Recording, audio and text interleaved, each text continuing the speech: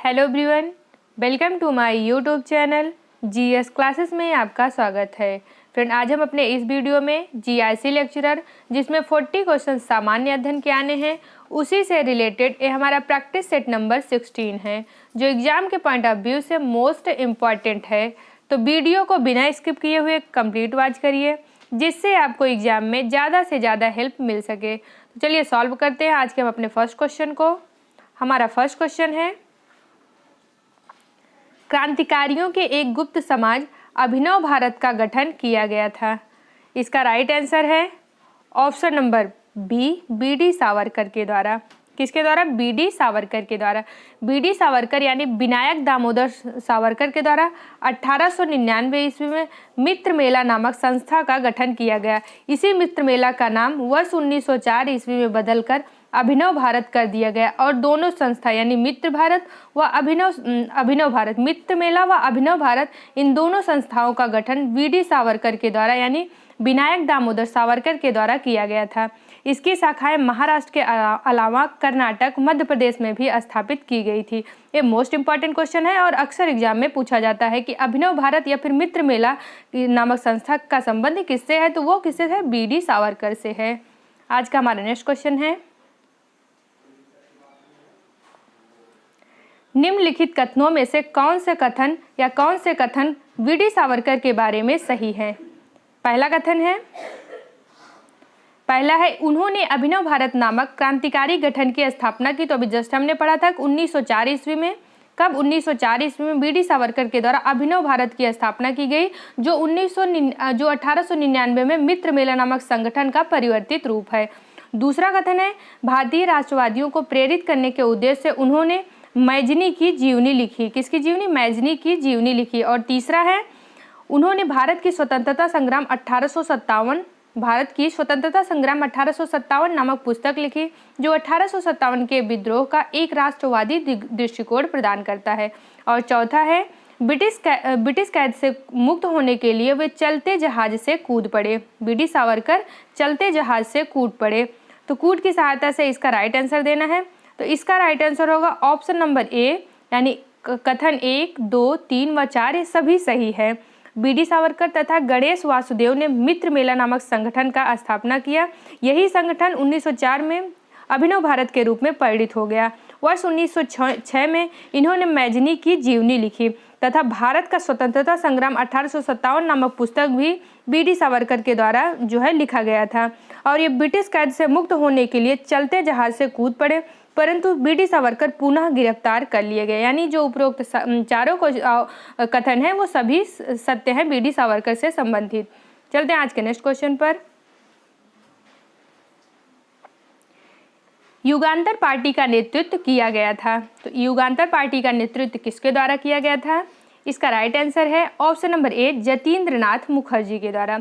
जतीन्द्रनाथ मुखर्जी ये बंगाल के क्रांतिकारी थे। इनका टाइम पीरियड कब से कब तक है? 1879 टू 1950। 1950 में ही गांधी जी के द्वारा दक्षिण अफ्रीका से भारत आया जाता है। जतीन्द्रनाथ मुखर्जी जो है वे विवेकानंद और अरविंद घोष के निष्ठावान अनुयायी और युगांतर, अनुशीलन समिति तथा गदर पार्टी के क्रांतिकारियों के सक्रिय सदस्य थे। ये बाघा जतीन के नाम से जाने जाते हैं। यानी जो जतीन्द्रनाथ मुखर्जी हैं किस नाम से जाने जाते हैं? वो बाघा जतीन के नाम से जाने जाते हैं। आज का हमारा नेक्स्ट क्वेश्चन है, वह कौन थे जिन्होंने अनुशीलन समिति की स्थापना की थी? इसका राइट आंसर है ऑप्शन नंबर ए, पी मित्रा। अनुशीलन समिति की स्थापना मूलतः पी मित्रा यानी प्रथम मित्रा और पुलिन दास के द्वारा किया गया था। स्थापना किसके द्वारा किया गया था? प्रथम मित्रा व पुलिन दास के द्वारा संयुक्त रूप से किया गया था। बरिंद्र कुमार घोष तथा भूपेंद्र नाथ दत्त के सहयोग से 1907 ईस्वी में कलकत्ता में क्रांतिकारी संगठन के रूप में जो अनुशीलन समिति है उसका पुनर्गठन किया गया और इस अनुशीलन समिति से अरविंद घोष जुड़े हुए थे। यानी बात करें अगर पूछे कि अनुशीलन समिति के जो है स्थापना किसके द्वारा की गई थी, तो स्थापना तो प्रथम मित्रा के द्वारा किया गया था, लेकिन इस संगठन का जो पुनर्गठन है वर्ष 1907 ईस्वी में किया गया था और जिसके प्रमुख नेता कौन थे? अरविंद घोष थे। अरविंद घोष जो कि ये गरम दल से रिलेटेड थे। अरविंद घोष। आज का हमारा नेक्स्ट क्वेश्चन है,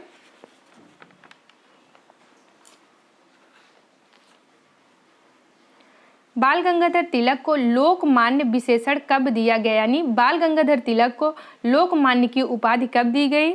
इसका राइट आंसर है ऑप्शन नंबर बी, क्रांतिकारी आंदोलन के समय, जून 1897 ईस्वी में। मोस्ट इंपॉर्टेंट डेट है जून 1897 ईस्वी में चापेकर बंधुओं ने पूना की प्लेग कमेटी के अध्यक्ष रैंड और लेफ्टिनेंट आयर्स की हत्या कर दी। रैंड की हत्या को लेकर यह आरोप लगाया गया कि तिलक के नेतृत्व में पूना के ब्राह्मणों ने यह साजिश की थी, परंतु अंग्रेज सरकार तिलक के खिलाफ कोई सबूत नहीं जुटा सकी। जुलाई 1897 ईस्वी में तिलक को भारतीय दंड संहिता की धारा 124A के तहत राजद्रोह के आरोप में गिरफ्तार कर लिया गया तथा उन पर मुकदमा चलाया गया और उन्हें 18 महीने की कैद की सजा दी गई, जिसका देश भर में भारी विरोध हुआ। इस कारण तिलक अखिल भारतीय नेता के रूप में लोकप्रिय हो गए और जनता ने उन्हें लोकमान्य की उपाधि दी, यानी इसका राइट आंसर होगा ऑप्शन नंबर बी। 1897 के क्रांतिकारी कार्यों के चलते जनता के द्वारा इन्हें लोकमान्य की उपाधि दी गई। बात करें तिलक की, तो इनकी दो इंपॉर्टेंट समाचार पत्र है, एक मराठा और दूसरा है केसरी। मराठा ये अंग्रेजी भाषा का है, जबकि केसरी ये मराठी भाषा का शब्द है। केसरी में लिखे लेख के लिए बाल गंगाधर तिलक को वर्ष 1908 ईस्वी में 6 वर्ष का जो है जेल हुआ था या 6 वर्ष का कारावास हुआ था तथा 1916 के लखनऊ अधिवेशन 1916 के कांग्रेस के लखनऊ अधिवेशन में जो मुस्लिम लीग व कांग्रेस है इनको एक साथ या फिर उनको मिलाने का कार्य बाल गंगाधर तिलक व एनी बेसेंट के संयुक्त प्रयासों के द्वारा यह संभव हुआ था। चलते हैं आज के नेक्स्ट क्वेश्चन पर। हमारा नेक्स्ट क्वेश्चन है, स्वतंत्रता आंदोलन के क्रांतिकारी आतंकवादियों का पहला महत्वपूर्ण साहसिक कार्य बर्रा डकैती स्थान था। ये बर्रा डकैती ये स्थान कहाँ पर है? इसका राइट आंसर है ऑप्शन नंबर सी, पूर्वी बंगाल में। 1908 बर्रा डकैती कब घटित हुई थी? वर्ष 1908 में, या वर्ष 1908 की बर्रा डकैती के स्थान ये पूर्वी बंगाल में अवस्थित था। बर्रा डकैती करने वाले क्रांतिकारियों के समूह को पुलिन बिहारी दास ने नेतृत्व प्रदान किया था। बर्रा डकैती कब हुआ था? ये 1908 में हुआ था और जो कि कहाँ पर? पूर्वी बंगाल में स्थित है और इसका नेतृत्व पुलिन बिहारी दास के द्वारा किया गया था। आज का हमारा नेक्स्ट क्वेश्चन है, मुजफ्फरपुर में किंग्स फोर्ड की हत्या का प्रयास किया गया था। इसका राइट आंसर है ऑप्शन नंबर ए, वर्ष 1908 ईस्वी में।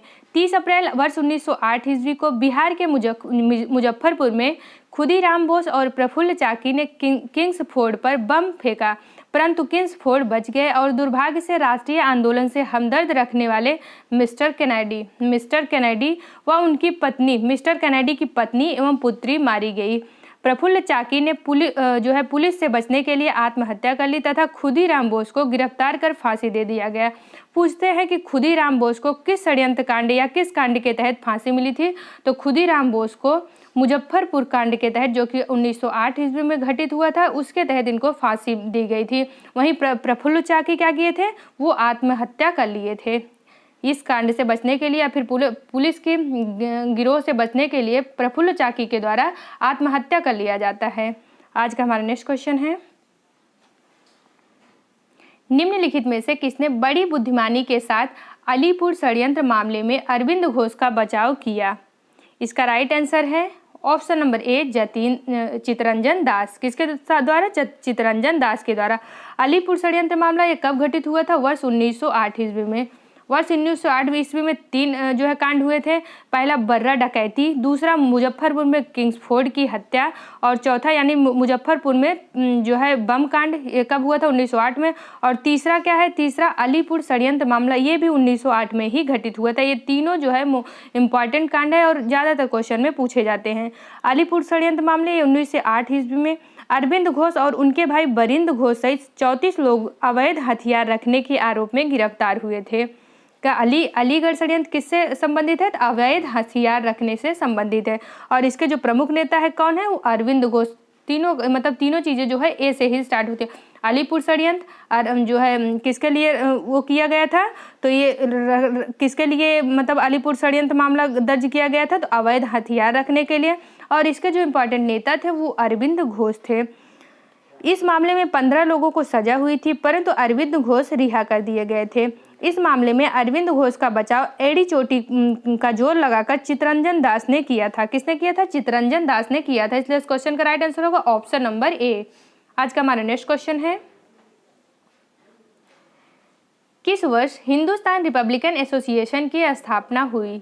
इसका राइट आंसर है ऑप्शन नंबर बी, वर्ष 1924 ईस्वी में। देश में उचित ढंग से क्रांतिकारी आंदोलन का संचालन करने के उद्देश्य से अक्टूबर 1924 ईस्वी को क्रांतिकारियों ने, ये जगह इंपॉर्टेंट है, कहाँ पर? कानपुर में। क्रांतिकारियों ने कानपुर में जो है इस एक सम्मेलन बुलाया, जहाँ पर हिंदुस्तान रिपब्लिकन एसोसिएशन नामक क्रांतिकारी संगठन का जो है स्थापना किया। पूछा जाए अगर हिंदुस्तान रिपब्लिकन एसोसिएशन के संस्थापक कौन है, तो इसके संस्थापक जो है सचिंद्र सन्याल और इसके जो अध्यक्ष थे वो यही थे, यानी संस्थापक और इसके अध्यक्ष सचिंद्र सन्याल ही थे। तथा अन्य सदस्यों में राम प्रसाद बिस्मिल, जोगेंद्र चंद्र चटर्जी तथा चंद्रशेखर आजाद, भगत सिंह, ये सारे हिंदुस्तान रिपब्लिकन एसोसिएशन के अन्य सदस्य थे। आज का हमारा नेक्स्ट क्वेश्चन है, निम्नलिखित कथनों में कौन हिंदुस्तान रिपब्लिकन एसोसिएशन यानी HRA का सदस्य नहीं था? ऑप्शन नंबर ए है Bhagat Singh, option number B है Chandrashekhar Azad, option number C है Ram Prasad Bismil and option number D है शिव वर्मा। इसका राइट आंसर है option number D, Shiv Verma. Shiv Verma ये हिंदुस्तान रिपब्लिक एसोसिएशन यानी HRA के सदस्य नहीं थे। बाद में ये इसके परवर्ती संगठन HSRA यानी हिंदुस्तान सोशलिस्ट रिपब्लिकन एसोसिएशन से जुड़े, यानी HRA जो हिंदुस्तान रिपब्लिक एसोसिएशन है, बाद में ये परिणित हो जाता है वर्ष 1928 ईस्वी में हिंदुस्तान सोशलिस्ट रिपब्लिकन एसोसिएशन, इसमें यह परिणित हो जाता है। तो जो शिव प्रसाद वर्मा है ये हिंदुस्तान रिपब्लिक एसोसिएशन से नहीं बल्कि हिंदुस्तान सोशलिस्ट रिपब्लिक एसोसिएशन से जुड़े हुए थे, इसलिए इस क्वेश्चन का राइट आंसर होगा option number D, Shiv Verma. जो शिव वर्मा है इनको लाहौर षड्यंत्र मामले में आजीवन कारावास की सजा सुनाई गई थी। आज का हमारा नेक्स्ट क्वेश्चन है, अपनी फांसी से पूर्व निम्नलिखित क्रांतिकारियों में से किस एक ने जो पीने के लिए दूध को अस्वीकार कर दिया और कहा अब मैं केवल अपनी माँ का दूध लूंगा? इसका राइट आंसर है ऑप्शन नंबर सी, राम प्रसाद बिस्मिल। किसके द्वारा कहा गया? ये राम प्रसाद बिस्मिल के द्वारा यह कथन कहा गया कि अब मैं केवल अपनी माँ का दूध लूंगा। और राम प्रसाद बिस्मिल के द्वारा ही सरफरोशी की तमन्ना अब हमारे दिल में है, ये वाली जो लाइन है वो राम प्रसाद बिस्मिल के द्वारा ही गाया जाता था। राम प्रसाद बिस्मिल को काकोरी कांड के तहत, काकोरी कांड कब घटित हुआ था? तो काकोरी कांड जो है 9 अगस्त 1925 ईस्वी को, 9 अगस्त 1925 ईस्वी को घटित हुआ था। और इसी कांड यानी काकोरी कांड के चलते ही 4 लोगों को, वो 4 लोग कौन है? राम प्रसाद बिस्मिल, अशफाक उल्ला खां, रोशन लाल व राजेंद्र लहड़ी। कौन है? पहले है राम प्रसाद बिस्मिल, इनको गोरखपुर जेल में फांसी हुई थी। दूसरे हैं अशफाक उल्ला खां, इनको फैजाबाद में फांसी हुई थी। और तीसरे हैं रोशन लाल, इनको इलाहाबाद के नैनी जेल में फांसी हुई थी। और चौथे हैं राजेंद्र लहड़ी, इनको कहाँ पर? इनको गोडा में फांसी दी गई थी। ये चारों जो है काकोरी कांड के तहत जो 9 अगस्त 1925 को घटित हुआ था में इनको जो है फांसी दे दी गई थी। आज का हमारा नेक्स्ट क्वेश्चन है, निम्नलिखित में से किसको अंग्रेजी सरकार ने काकोरी षड्यंत्र के मामले में फांसी पर चढ़ा दिया? ऑप्शन नंबर ए है Bhagat Singh, option number B है Ram Prasad Bismil, option number C है चंद्रशेखर आजाद एंड ऑप्शन नंबर डी है बटुकेश्वर दत्त। इसका राइट आंसर है option number B, Ram Prasad Bismil को। अक्टूबर 1924 ईस्वी में सचिंद्र नाथ या सचिंद्र सान्याल द्वारा जो है कानपुर में एक क्रांतिकारी संस्था स्थापित की गई थी। कौन सा? उसका नाम क्या था? HRA यानी हिंदुस्तान रिपब्लिकन एसोसिएशन नामक संस्था की स्थापना वर्ष 1924 ईस्वी में की गई थी। इसी संस्था के क्रांतिकारियों के द्वारा 9 अगस्त 1925 ईस्वी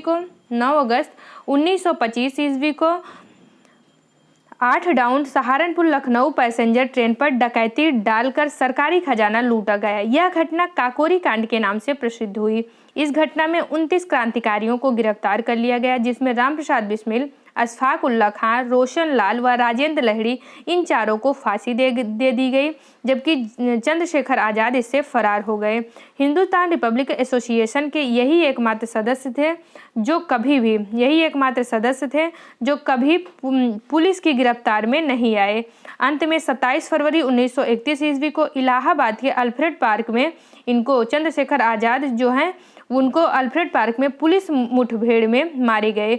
कई बार पूछा जाता है कि किसके द्वारा काकोरी केस के जो अभियुक्त के बचाव के लिए किसकी अध्यक्षता में एक समिति बनाई जाती है, तो वो थे गोविंद बल्लभ पंत। गोविंद बल्लभ पंत की अध्यक्षता में एक समिति बनाई जाती है किसके बचाव के लिए, काकोरी षड्यंत्र मामले के जो क्रांतिकारी थे उनके बचाव के लिए। आज का हमारा नेक्स्ट क्वेश्चन है, किसने कहा था दरो दीवार पे हसरत की नज़र करते हैं, खुश रहो अहले वतन हम तो सफ़र करते हैं। इसका राइट आंसर होगा option number D, Wajid Ali Shah. Awadh के आखिरी नवाब वाजिद अली के शाह द्वारा वाजिद अली शाह द्वारा ये उपरोक्त लाइनें कही गई थी। आज का हमारा नेक्स्ट क्वेश्चन है, यानी इस क्वेश्चन से ये भी क्वेश्चन पता चल जाता है कि अवध के आखिरी नवाब या फिर अंतिम नवाब कौन रहते हैं, तो वाजिद अली शाह ये अवध के अंतिम नवाब रहते हैं। हमारा नेक्स्ट क्वेश्चन है,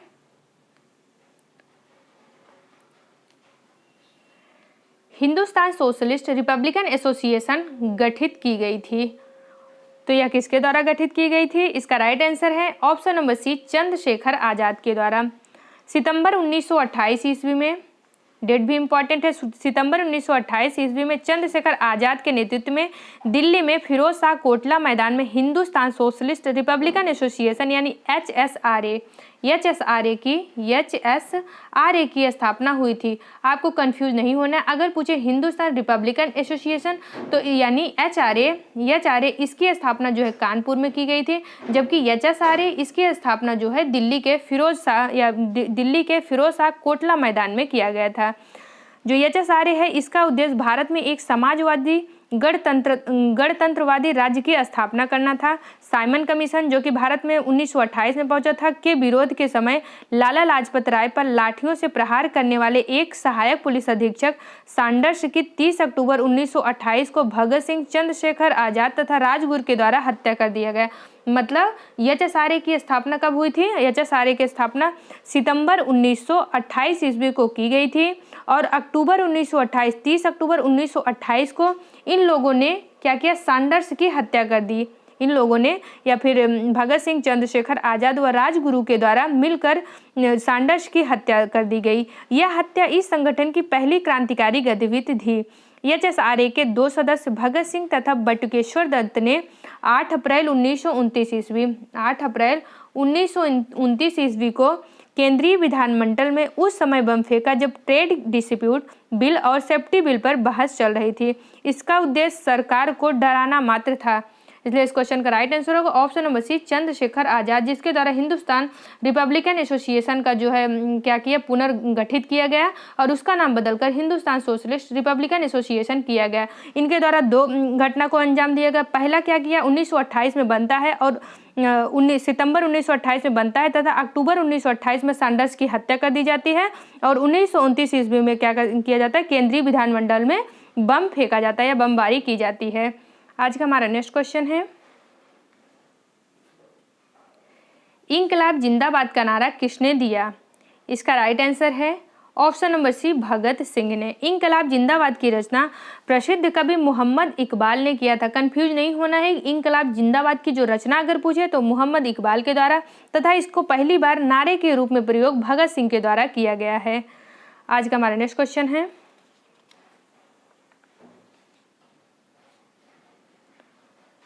भगत सिंह का स्मारक कहाँ स्थित है?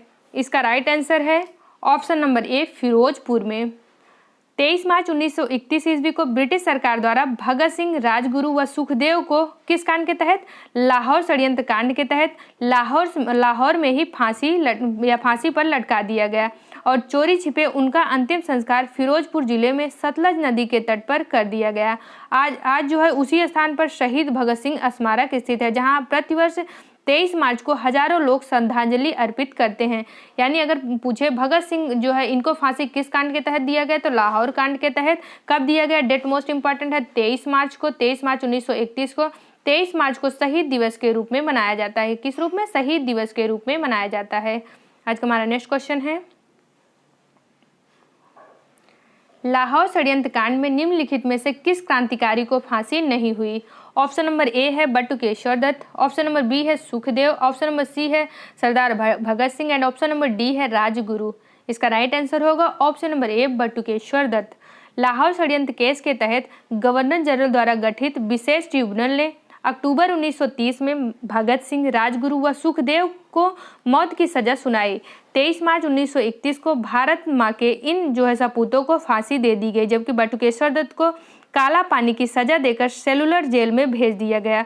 वहीं जतिन दास बटुकेश्वर दत्त को काला पानी की सजा दी गई तथा जतिन दास ये कितने दिन तक 64 दिन तक भूख हड़ताल के बाद इनकी मृत्यु हो जाती है। दोनों इंपॉर्टेंट है। एक इन तीनों को यानी भगत सिंह, सुखदेव, राजगुरु इन तीनों को जो है फांसी की सजा दे दी जाती है।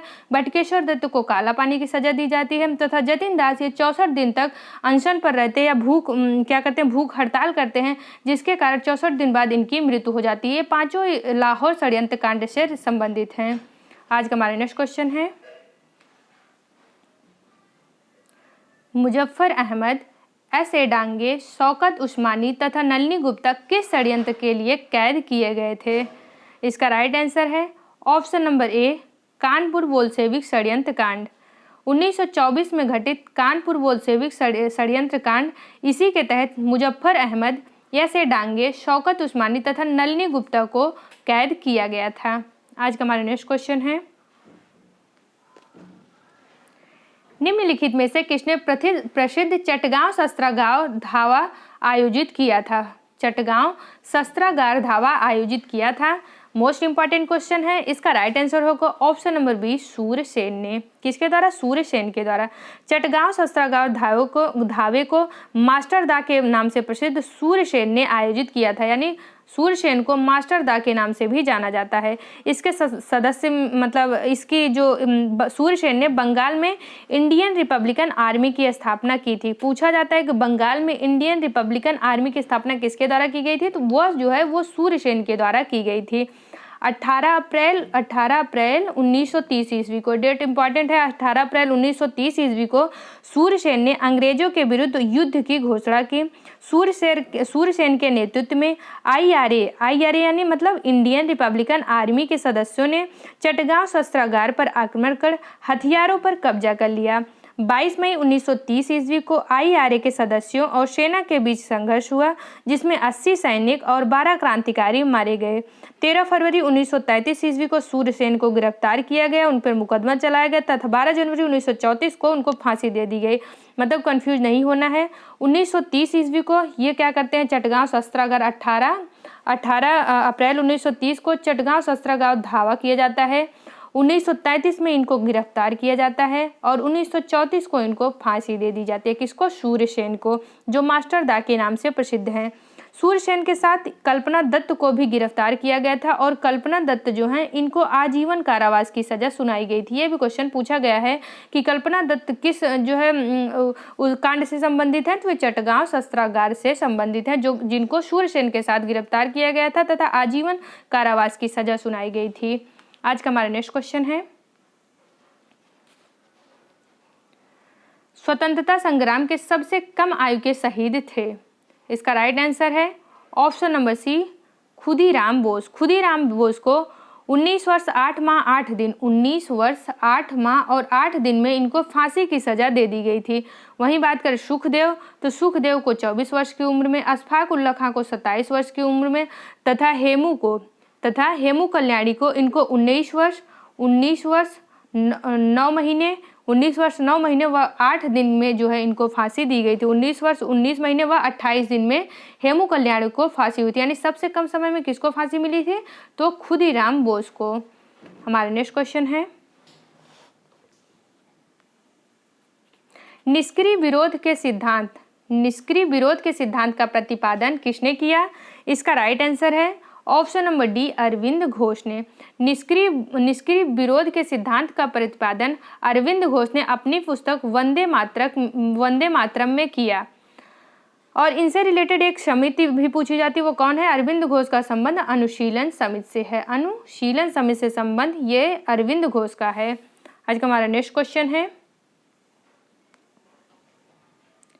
निम्नलिखित में से किस महिला क्रांतिकारी ने दीक्षांत समारोह अपनी उपाधि ग्रहण करते समय अंग्रेज गवर्नर पर गोली चलाई थी? इसका राइट आंसर है ऑप्शन नंबर सी बीना दास। किसके द्वारा? बीना दास के द्वारा।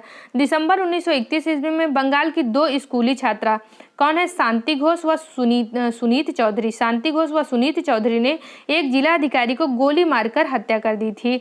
वहीं जनवरी 1932 ईस्वी को बीना दास ने दीक्षांत समारोह में जो उपाधि है उसको ग्रहण करने के समय गवर्नर जनरल पर गोली चलाई थी। तो किसके द्वारा चलाई गई थी? ये बीना दास के द्वारा। आज का हमारा नेक्स्ट क्वेश्चन है, लंदन में Indian home rule society, London में इंडियन होम रूल सोसाइटी को प्रारंभ किया। इसका राइट आंसर है option number D, Shyamji Krishna Verma ने। फरवरी 1905 ईस्वी में, डेट भी इंपॉर्टेंट है, फरवरी 1905 ईस्वी में श्यामजी कृष्ण वर्मा ने इंडियन होम रूल सोसाइटी की स्थापना की, जिसे इंडिया हाउस के नाम से जाना जाता है। इस संस्था का उद्देश्य अंग्रेजी सरकार को आतंकित कर स्वराज्य प्राप्त करना था और यहाँ से एक समाचार पत्र सोशियोलॉजिस्ट का प्रकाशन भी प्रारंभ किया गया। लंदन में सरकारी तंत्र के विशेष सक्रिय होने के कारण श्याम जी वहाँ से पेरिस व अंततः जिनेवा चले गए। बात करें होम रूल या फिर इंडियन होम रूल सोसाइटी की स्थापना कब की जाती है? 1905 ईस्वी में। किसके द्वारा? तो वो श्याम जी कृष्ण वर्मा के द्वारा। उस समय भारत में ये क्या हो रहा था? उस समय भारत में बंगाल विभाजन हो रहा था, या फिर बंगाल विभाजन का भी संबंध या कब हुआ था? तो वह वर्ष 1905 ईस्वी में। उस टाइम भारत के गवर्नर जनरल कौन थे? लॉर्ड कर्जन थे। आज का हमारा नेक्स्ट क्वेश्चन है, वह कौन था जिसने गदर पार्टी को स्थापित किया? इसका राइट आंसर है ऑप्शन नंबर ए, लाला हरदयाल। वर्ष 1913 ईस्वी में, डेट मोस्ट इंपॉर्टेंट है, पूछा जाता है गदर पार्टी की स्थापना कब हुई थी? तो वर्ष 1913 ईस्वी में सोहन सिंह भाकना ने Hindustan association of the Pacific Coast नामक संस्था की स्थापना की। इस संस्था ने गदर नामक एक अखबार निकाला, जिससे इस संस्था का नाम भी गदर पार्टी पड़ गया और लाला हरदयाल इस संस्था के जो है मनीषी पथ प्रदर्शक रहे। अगर संस्थापक के रूप में पूछे कि गदर पार्टी के संस्थापक कौन है और उसमें सोहन सिंह भाकना का नाम नहीं रहता है, तभी उस सिचुएशन में ही उसका राइट आंसर लाला हरदयाल रहेंगे। लेकिन अगर सोहन सिंह भाकना प्रेजेंट रहते हैं ऑप्शन में, तो उस टाइम में उसका राइट आंसर होगा सोहन सिंह भाकना, क्योंकि गदर पार्टी की स्थापना ये सोहन सिंह भाकना के द्वारा वर्ष 1923 में की जाती है। लेकिन क्योंकि लाला हरदयाल इसको क्या करते हैं, लाला हरदयाल इसके एक इम्पॉर्टेंट सदस्य के रूप में रहते हैं और इसको विकसित करने का कार्य भी लाला हरदयाल के द्वारा किया जाता है। तो ज़्यादातर एग्जामों में गदर पार्टी के संस्थापक के रूप में लाला हरदयाल को माना गया है। तो इसमें कंफ्यूज नहीं होना है, लाला हरदयाल और सोहन सिंह भाकना में बिल्कुल भी कंफ्यूज नहीं होना है। आज का हमारा नेक्स्ट क्वेश्चन है, गदर आंदोलन की स्थापना की थी। इसका राइट आंसर है option number D, Sohan Singh Bhakna. Ghadar आंदोलन, इसीलिए इस क्वेश्चन को जो है शामिल किया गया है या ऐड किया गया है। ये क्वेश्चन यूपीपीसीएस प्री 2004 का जो है 4 में पूछा गया था। कौन सा गदर आंदोलन की स्थापना गदर आंदोलन की स्थापना किसने की थी? तो उसका राइट आंसर आयोग के द्वारा सोहन सिंह भाकना को माना गया था और यही सही भी है। आज का हमारा नेक्स्ट क्वेश्चन है, कौन भारतीय क्रांति की मां कहलाती है? कौन भारतीय क्रांति की मां कहलाती है? इसका राइट आंसर है option number D, madam Bhikaji Rustom Cama. Madam Bhikaji Rustom Cama क्रांतिकारी राष्ट्रवादी की समर्थक थी। उन्होंने यूरोप व अमेरिका से क्रांति का संचालन किया एवं जिनेवा में वंदे मातरम पत्रिका निकाली। वंदे मातरम पत्रिका किसने निकाली? तो भीखाजी रुस्तम कामा ने। कहाँ पर? ये जिनेवा में। इन्होंने वर्ष 1907 ईस्वी में, ये मोस्ट इंपॉर्टेंट लाइन है कि वर्ष 1907 ईस्वी में स्टुटगार्ड कहाँ पे स्थित है? ये जर्मनी में स्थित है। यहाँ पर अंतर्राष्ट्रीय समाजवादी कांग्रेस में भाग लिया, जहाँ इन्होंने प्रथम भारतीय राष्ट्रीय झंडे को फहराया और इसकी डिजाइन भी इन्होंने स्वयं किया था। ये क्वेश्चन पूछा जाता है कि प्रथम भारतीय राष्ट्रीय जो है झंडे को किसने फहराया? तो मैडम भीखाजी कामा ने फहराया था। कहाँ पर? जर्मनी के स्टुटगार्ड में वर्ष 1907 ईस्वी में। आज का हमारा नेक्स्ट क्वेश्चन है, निम्नलिखित में से किस युग्म को इंग्लैंड में अंग्रेज अधिकारियों की हत्या के आरोप में फांसी की सजा मिली? इसका राइट आंसर है ऑप्शन नंबर सी, मदन लाल ढींगरा व ऊधम सिंह। ये दोनों ऐसे क्रांतिकारी हैं जिनको इंग्लैंड में अंग्रेज अधिकारियों की हत्या के चलते फांसी की सजा दी गई थी। बात करें ये इनके मदन लाल ढींगरा के, तो जो मदन लाल ढींगरा थे इनके द्वारा, मदन लाल ढींगरा के द्वारा क्या किया गया था, 1 जुलाई 1909 ईस्वी को, 1 जुलाई 1909 ईस्वी को लंदन में भारतीय राष्ट्रीय कांग्रेस की बैठक में भारत राज्य सचिव के सलाहकार करजन वाली तथा कोयास को गोली से भून दिया गया। फलतः इनको फांसी की सजा दी गई। बात करें ऊधम सिंह की, तो ऊधम सिंह ने जलियांवाला बाग हत्याकांड जो 13 अप्रैल 1919 को घटित हुआ था, कौन, जलियांवाला बाग हत्याकांड 13 अप्रैल 1919 ईस्वी को घटित हुआ था। उस हत्या में अप्रत्यक्ष रूप से जिम्मेदार तत्कालीन पंजाब के governor Michael O'Dwyer, most important नाम है Michael O'Dwyer, Michael O'Dwyer की जो है लंदन में वर्ष 1940 ईस्वी में हत्या कर दी थी। इसी के चलते ऊधम सिंह को भी इंग्लैंड में फांसी की सजा दी गई। तो यानी ये जो मदन लाल ढींगरा व ऊधम सिंह है, इनको अंग्रेज अधिकारियों की हत्या के चलते इंग्लैंड में फांसी की सजा दी गई थी। आज का हमारा नेक्स्ट क्वेश्चन है, मैडम भीखाजी कामा, एम बरकतुल्ला, BVS अय्यर व MN राय में क्या बात समान थी? कौन सी बात थी जो समान थी इन चारों में?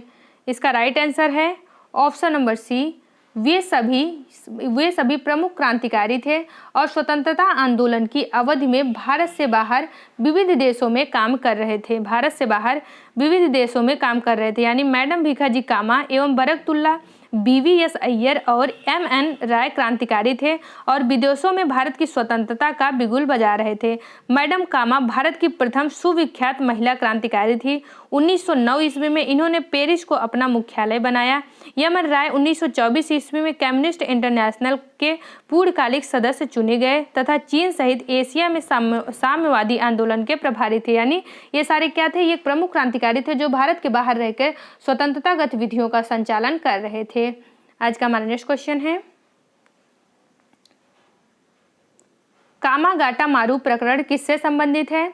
इसका राइट आंसर है ऑप्शन नंबर सी, कनाडा की यात्रा पर निकला एक जलपोत, या फिर जो कामागाटा मारू है ये कनाडा की यात्रा पर निकला एक जहाज है। कामागाटा मारू कनाडा की यात्रा पर निकला एक जलपोत या फिर जहाज है जिसे प्रथम विश्व युद्ध के दौरान भारत के गुरदीप सिंह ने किराए पर लेकर इस पर 376 यात्री, कितने, 376 यात्रियों को बैठाकर कनाडा के वैंकूवर की ओर प्रस्थान किया। तट पर पहुंचने के बाद कनाडाई पुलिस ने भारतीय यात्रियों की घेराबंदी कर उन्हें देश में प्रवेश करने से रोक दिया। यात्रियों के अधिकार की लड़ाई हेतु हुसैन रहीम, बलवंत सिंह, सोहन लाल, ये सारे लोग शोर कमेटी का गठन किया। अमेरिका में रह रहे भारतीय भगवान सिंह, बरकतुल्ला, रामचंद्र, सोहन सिंह ने भी यात्रियों के समर्थन में आंदोलन चलाया। कामागाटा मारू जहाज के बजबज स्थान कहाँ पर है? ये कोलकाता में है।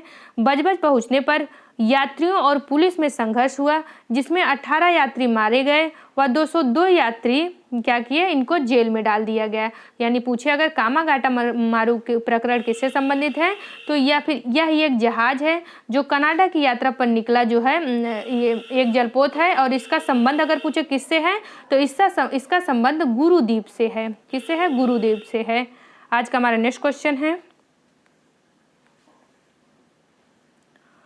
वह कौन थे जिन्होंने इंडिपेंडेंस लीग की स्थापना की? इंडिपेंडेंस लीग की स्थापना की। इसका राइट आंसर है ऑप्शन नंबर सी, रास बिहारी बोस। आपको रास बिहारी घोष और रास बिहारी बोस में कंफ्यूज नहीं होना है। रास बिहारी घोष ये 1907 के कांग्रेस के सूरत अधिवेशन के सदस्य थे, वहीं रास बिहारी बोस इनके द्वारा इंडिपेंडेंस लीग की स्थापना की जाती है। रास बिहारी बोस जापान में रह रहे भारतीय अप्रवासी थे। 28 से 30 मार्च 1942 के दौरान राजनीतिक समस्याओं पर विचार विमर्श हेतु इन्होंने टोक्यो में भारतीयों का एक सम्मेलन आयोजित किया तथा इस सम्मेलन में इन्होंने इंडियन इंडिपेंडेंस लीग की स्थापना की। यानी इंडियन इंडिपेंडेंस लीग की स्थापना रास बिहारी बोस के द्वारा की गई थी। चलते हैं आज के नेक्स्ट क्वेश्चन पर। भारत के राष्ट्रपति चुने जाते हैं। भारत के राष्ट्रपति चुने जाते हैं। ये क्वेश्चन आपसे हमने पिछले वीडियो में पूछा था कि इस क्वेश्चन का राइट आंसर क्या होगा, तो ज़्यादातर स्टूडेंट के द्वारा इस क्वेश्चन का राइट आंसर दिया गया है। चलिए देख लेते हैं कि इसका राइट आंसर क्या होगा। इसका राइट आंसर होगा option number D. Option number D, Rajya Sabha, Lok Sabha व राज्यों के विधानसभाओं के निर्वाचित सदस्यों के द्वारा भारत के राष्ट्रपति का चुनाव होता है। एक नज़र देख लेते हैं राष्ट्रपति से रिलेटेड जितने भी इंपॉर्टेंट आर्टिकल हैं, तो इनका जो है संविधान में भाग 5 राष्ट्रपति का संविधान में भाग 5 अनुच्छेद 52 से लेकर अनुच्छेद 78 तक इनका वर्णन किया गया है। ये संघीय कार्यकारिणी के जो है अंतर्गत राष्ट्रपति, उपराष्ट्रपति, प्रधानमंत्री, मंत्रिपरिषद व भारत के अटॉर्नी जनरल आते हैं। राष्ट्रपति जो है ये राष्ट्रपति भारत के सर्वोच्च अधिकारी होते हैं। उन्हें देश का प्रथम नागरिक एवं सभी सशस्त्र बलों का सेनापति या सर्वोच्च सेनापति कहा जाता है। चलिए देख लेते हैं इनसे रिलेटेड जो इम्पोर्टेंट आर्टिकल्स हैं। आर्टिकल 52 में है भारत का एक राष्ट्रपति होगा। अनुच्छेद 53 में है कि राष्ट्रपति में सभी जो कार्यपालिका शक्ति हैं वो निहित होंगी। और जो आर्टिकल 54 में है राष्ट्रपति का जो है चुनाव। और आर्टिकल 55 में है राष्ट्रपति के चुनाव की रीतियाँ कैसी होंगी या फिर तरीका क्या होगा। और आर्टिकल 56 में है राष्ट्रपति का कार्यकाल। ऑप्शन जो है 57 में दिया गया है कि राष्ट्रपति पुनर्निर्वाचित होने की योग्यता। वहीं अनुच्छेद 58 में दिया गया है राष्ट्रपति का चुनाव लड़ने की योग्यता। आपको अनुच्छेद 58 और अनुच्छेद 57 यानी 57 एंड 58 इन दोनों में कंफ्यूज नहीं होना है। जो 57 है इसमें पुनर्निर्वाचित होने की योग्यता है, जबकि जो 58 है उसमें चुनाव लड़ने की योग्यता की बात की गई है। तथा अनुच्छेद जो है 59 इसमें जो है अनुच्छेद 59 में राष्ट्रपति के लिए जो शर्तें हैं उसका उल्लेख किया गया है। अनुच्छेद 60 इसमें जो है राष्ट्रपति से संबंधित प्रतिज्ञान या शपथ का उल्लेख किया गया है। मोस्ट इंपॉर्टेंट आर्टिकल 61 या 61। आर्टिकल 61 इसमें राष्ट्रपति के विरुद्ध महाभियोग की प्रक्रिया का जो है विवरण किया गया है या फिर इसका उल्लेख किया गया है। यानी राष्ट्रपति के विरुद्ध महाभियोग की प्रक्रिया का वर्णन आर्टिकल 61 में किया गया है। आर्टिकल 62 इसमें राष्ट्रपति कार्यालय की रिक्ति को भरने के लिए चुनाव आयोजन से संबंधित विवरण दिया गया है। मोस्ट इंपॉर्टेंट आर्टिकल 65 इसमें यह बताया गया है कि उपराष्ट्रपति का राष्ट्रपति के रूप में कार्य करना, यानी किसी भी कंडीशन में यदि राष्ट्रपति अपने कार्यों का जो है निर्वहन नहीं कर सकता है तो उस स्थिति में आर्टिकल 65 के अकॉर्डिंग उपराष्ट्रपति जो है राष्ट्रपति के कार्यों का निर्वहन करेगा। और किसी भी सिचुएशन में यदि राष्ट्रपति भी या उपराष्ट्रपति भी उपस्थित नहीं है तो सर्वोच्च न्यायालय का जो है न्यायाधीश राष्ट्रपति के कृत्यों का जो निर्वहन करेगा। और कभी कभी ये भी पूछा जाता है कि अगर सर्वोच्च न्यायालय के उच्च न्यायालय या सर्वोच्च न्यायालय के मुख्य न्याय भी उपस्थित नहीं है तो सर्वोच्च न्यायालय के वरिष्ठतम न्यायाधीश जो होते हैं उनके द्वारा आर्टिकल 65 के तहत राष्ट्रपति के कृत्यों का निर्वहन किया जाता है। बात करें आर्टिकल 71, ये भी मोस्ट इंपॉर्टेंट है। आर्टिकल 71 इसमें राष्ट्रपति या उपराष्ट्रपति के निर्वाचन से संबंधित सभी शंकाओं व विवादों की जांच से संबंधित है। वहीं आर्टिकल 72 मोस्ट इंपॉर्टेंट है, ये बहुत बार पूछा गया है। ये राष्ट्रपति की क्षमादान की शक्ति एवं कुछ मामलों में सजा कम करने या निलंबन करने की शक्ति का प्रावधान करता है। वहीं आर्टिकल 74 में है कि ये एक मंत्रिपरिषद होगी और किसके लिए, राष्ट्रपति को सलाह एवं सहायता प्रदान करने, यानी अनुच्छेद 74 में राष्ट्रपति को सलाह एवं सहायता प्रदान करने के लिए एक मंत्रिपरिषद के गठन की बात की गई है। वहीं आर्टिकल 78 इसमें ये बताया गया है कि राष्ट्रपति को जानकारी देने आदि के संबंध में प्रधानमंत्री का कर्तव्य, यानी जो 7(8) है ये प्रधानमंत्री के कर्तव्य को दर्शाता है। वहीं आर्टिकल 86 ये सदनों में अभिभाषण और उनके संदेश भेजने का राष्ट्रपति का अधिकार, यानी आर्टिकल 86 में राष्ट्रपति के अभिभाषण से संबंधित है। एंड मोस्ट इंपॉर्टेंट है आर्टिकल 1, 2, 3, ये सबको पता होगा। आर्टिकल 1, 2, 3 यह जो है राष्ट्रपति को अध्यादेश जारी करने की शक्ति इसमें वर्णन किया गया है। बात करें, ये भी मोस्ट इंपॉर्टेंट है, आर्टिकल 1, 2, 3 में किसमें अध्यादेश जारी करने की शक्ति है। और आर्टिकल 143 ये उच्चतम न्यायालय से परामर्श करने की शक्ति किससे, राष्ट्रपति के उच्चतम न्यायालय से परामर्श करने की राष्ट्रपति की शक्ति का वर्णन आर्टिकल 143 यानी 143 में किया गया है। तो यहाँ पर हमने जितना भी राष्ट्रपति से रिलेटेड जितने भी आर्टिकल बन सकते हैं उन सबको यहाँ पर डिस्कस किया है। चलते हैं आज के लास्ट क्वेश्चन पर। हमारा लास्ट क्वेश्चन है, संविधान के किस अनुच्छेद में यह व्यवस्था की गई है कि प्रत्येक राज्य शिक्षा के प्राथमिक स्तर पर मातृभाषा में शिक्षा की पर्याप्त सुविधाओं की आवश्यकता करने का प्रयास करेगा। ऑप्शन नंबर ए है अनुच्छेद 1949, ऑप्शन नंबर बी है अनुच्छेद 1950, ऑप्शन नंबर सी है अनुच्छेद 1950 का एंड ऑप्शन नंबर डी है अनुच्छेद 351। ऑप्शन नंबर ए क्या, अनुच्छेद 349, ऑप्शन नंबर बी है अनुच्छेद 350, ऑप्शन नंबर सी अनुच्छेद 350 का एंड ऑप्शन नंबर डी है अनुच्छेद 351। तो इस क्वेश्चन का राइट आंसर क्या होगा? इस क्वेश्चन के राइट आंसर को आप लोगों को कमेंट बॉक्स में कमेंट करके बताना होगा कि इसका राइट आंसर क्या होगा। फ्रेंड, अगर आपको हमारा वीडियो अच्छा लगा हो तो प्लीज़ हमारी वीडियो को लाइक करें, और अगर आप हमारे चैनल पर फर्स्ट टाइम विजिट कर रहे हो तो हमारे चैनल को सब्सक्राइब करें, ताकि सभी वीडियो का नोटिफिकेशन आपको सबसे पहले मिल सके। Thank you for watching my video. जय हिंद।